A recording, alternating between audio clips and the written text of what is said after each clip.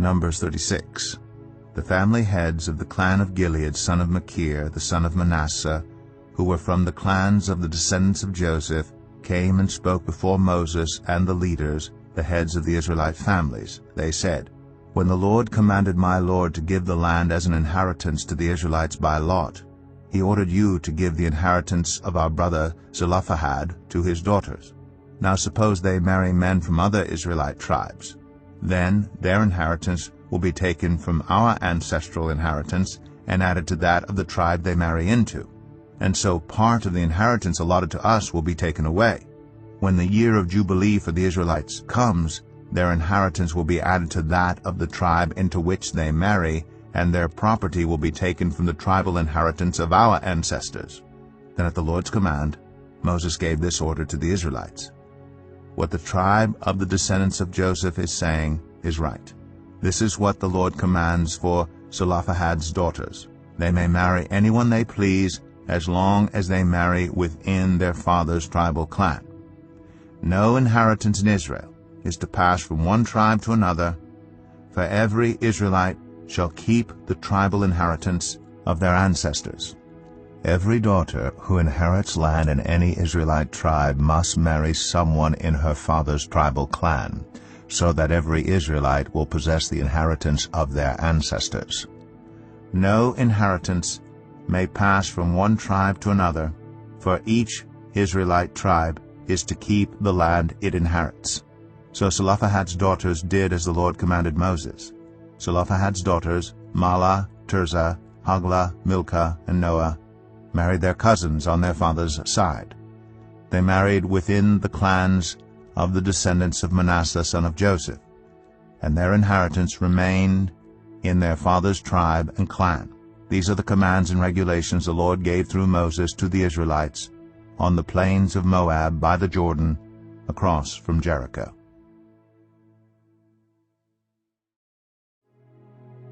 The Book of Deuteronomy, Chapter 1. These are the words Moses spoke to all Israel in the wilderness east of the Jordan, that is, in the Arabah, opposite Suph, between Paran and Tophel, Laban, Hazeroth, and Dizahab.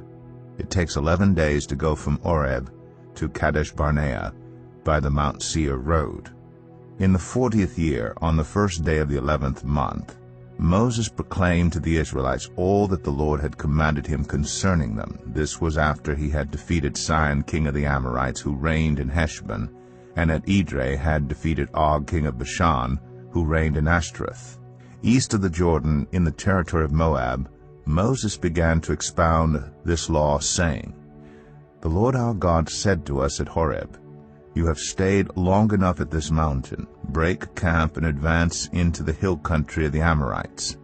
Go to all the neighboring peoples in the Arabah, in the mountains, in the western foothills, in the Negeb, and along the coast to the land of the Canaanites, and to Lebanon as far as the great river, the Euphrates. See, I have given you this land. Go in and take possession of the land the Lord swore he would give to your fathers, to Abraham, Isaac, and Jacob, and to their descendants after them. At that time I said to you, You are too heavy a burden for me to carry alone. The Lord your God has increased your numbers so that today you are as numerous as the stars in the sky. May the Lord, the God of your ancestors, increase you 1,000 times and bless you as he has promised. But how can I bear your problems and your burdens and your disputes all by myself? Choose some wise, understanding, and respected men from each of your tribes, and I will set them over you." You answered me, "What you propose to do is good." So I took the leading men of your tribes, wise and respected men, and appointed them to have authority over you as commanders of thousands, of hundreds, of fifties, and of tens, and as tribal officials. And I charged your judges at that time, "Hear the disputes between your people and judge fairly, whether the case is between two Israelites or between an Israelite and a foreigner residing among you. Do not show partiality in judging. Hear both small and great alike. Do not be afraid of anyone, for judgment belongs to God. Bring me any case too hard for you, and I will hear it. And at that time I told you everything you were to do. Then as the Lord our God commanded us, we set out from Horeb, and went toward the hill country of the Amorites through all that vast and dreadful wilderness that you have seen, and so we reached Kadesh Barnea. Then I said to you, You have reached the hill country of the Amorites, which the Lord our God is giving us. See, the Lord your God has given you the land. Go up and take possession of it, as the Lord, the God of your ancestors, told you. Do not be afraid, do not be discouraged. Then all of you came to me and said, Let us send men ahead to spy out the land for us and bring back a report about the route we are to take and the towns we will come to. The idea seemed good to me, so I selected 12 of you, 1 man from each tribe. They left and went up into the hill country and came to the valley of Eshcol and explored it. Taking with them some of the fruit of the land, they brought it down to us and reported, It is a good land that the Lord our God is giving us. But you were unwilling to go up. You rebelled against the command of the Lord your God. You grumbled in your tents and said, The Lord hates us. So he brought us out of Egypt to deliver us into the hands of the Amorites to destroy us. Where can we go? Our brothers have made our hearts melt in fear. They say, The people are stronger and taller than we are.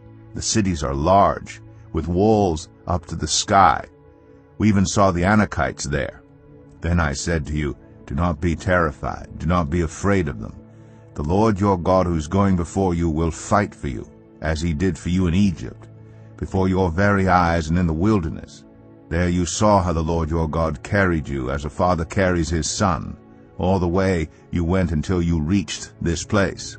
In spite of this, you did not trust in the Lord your God, who went ahead of you on your journey, in fire by night and in a cloud by day, to search out places for you to camp and to show you the way you should go. When the Lord heard what you said, he was angry and solemnly swore, No one from this evil generation shall see the good land I swore to give your ancestors, except Caleb son of Jephunneh. He will see it, and I will give him and his descendants the land he set his feet on, because he followed the Lord wholeheartedly. Because of you, the Lord became angry with me also and said, You shall not enter it either. But your assistant Joshua son of Nun will enter it. Encourage him, because he will lead Israel to inherit it. And the little ones that you said would be taken captive, your children who do not yet know good from bad, they will enter the land. I will give it to them, and they will take possession of it. But as for you, turn around and set out toward the desert along the route to the Red Sea.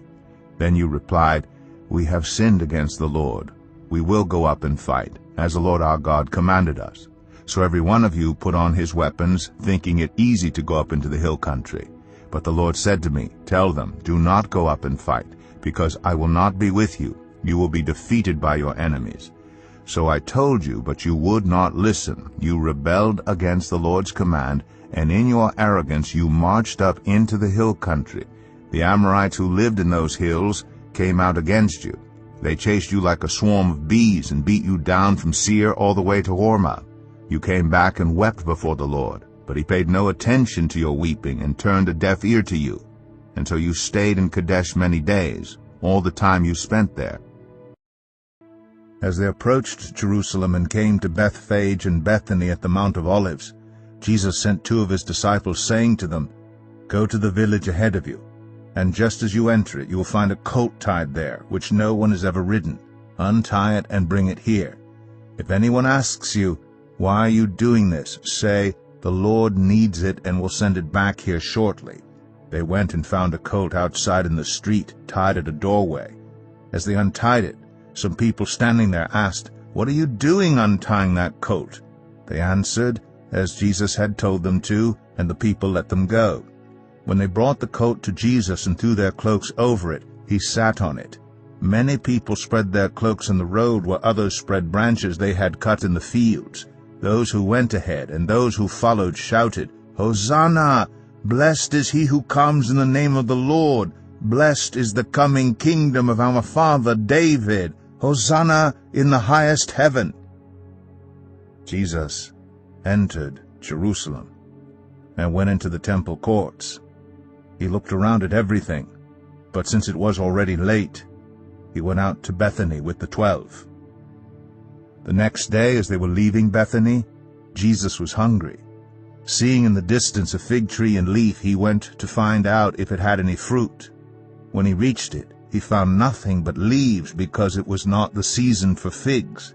Then he said to the tree, "May no one ever eat fruit from you again."